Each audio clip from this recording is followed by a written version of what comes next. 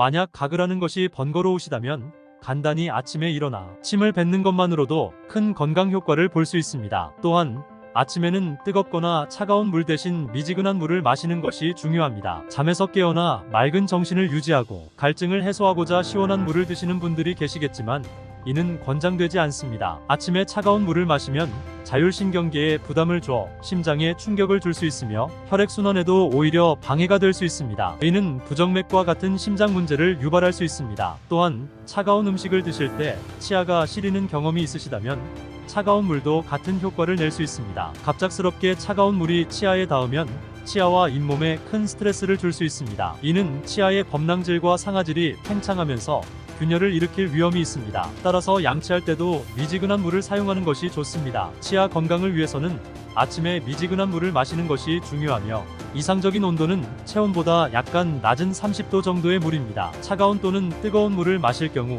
실제로는 몸의 체온을 유지하기 위해 에너지를 소비하게 되므로 아침에 활력 넘치는 에너지를 잃을 수 있습니다. 특히 나이가 들어 기초 대사율이 낮아지는 경우 차가운 물을 마시면 몸의 체온이 과도하게 떨어지고 이로 인해 위장의 혈류가 감소하여 소화 기능이 약화될 수 있습니다. 따라서 혈액순환과 신진대사, 에너지 대사를 활성화하기 위해 아침에는 반드시 미지근한 물을 마셔야 합니다. 밤사이 땀이나 호흡을 통해 수분이 많이 배출되면 아침에 갈증을 느껴 물을 급하게 마시는 분들이 있으나 이는 위험할 수 있으므로 주의가 필요합니다. 고혈압이 있거나 뇌혈관 관련 질환 병력이 있는 경우 빠르게 물을 마시면 뇌나 심장의 혈관의 혈류량이 급격히 증가하여 혈관이 파열되거나 터질 위험이 있습니다. 또한 갑작스러운 체내 수분 증가는 두통을 유발할 수 있으며 과다한 수분 섭취는 세포 내 염분 농도를 낮추고 수분 농도를 높여 세포가 팽창하고 뇌세포의 부풀음으로 두개골 내 압력이 증가하여 두통이나 호흡 곤란을 일으킬 수 있습니다. 전해질 불균형으로 몸의 균형이 깨지고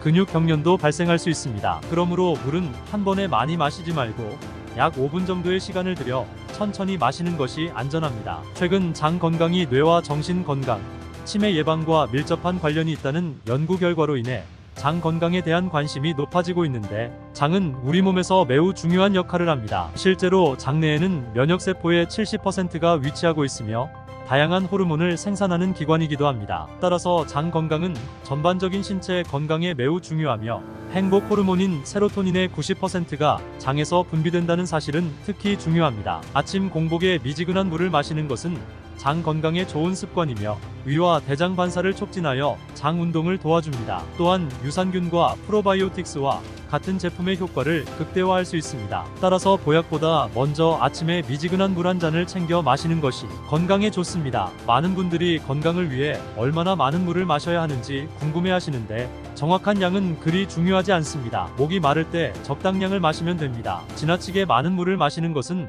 오히려 위험할 수 있습니다. 특히 신장 기능이 약하거나 투석을 받는 말기, 신부전 환자의 경우 체내 수분 증가로 인해 부종이나 호흡 곤란 등의 문제가 발생할 수 있습니다. 당뇨 환자의 경우에는 과도한 수분 섭취가 포만감을 유발하여 식사량을 줄이게 하고 이에 따라 저혈당의 위험이 생길 수 있습니다. 역류성 식도염 환자나 위가 약한 분들은 과도한 수분 섭취로 인해 위식도 연결부가 자주 열리면서 증상이 악화될 수 있으므로 적당한 양의 물을 마시는 것이 좋습니다. 지금까지 아침 물 한 잔의 건강 비밀에 대해 알아보았습니다. 아침에 일어나셔서 반드시 물로 입을 헹구고 미지근한 물을 천천히 드셔야 한다는 것을 기억하세요. 몸에 좋은 아침 공복 물 한 잔을 꼭 챙겨 드시길 바랍니다. 긴 시간 함께 해주셔서 감사합니다. 오늘의 영상이 도움되셨다면 구독과 좋아요를 부탁드립니다. 그리고 소중한 가족과 지인분들께도 많이 공유해주세요. 항상 여러분의 건강과 행복을 위해 기도드릴게요. 지금까지 닥터였습니다. 감사합니다.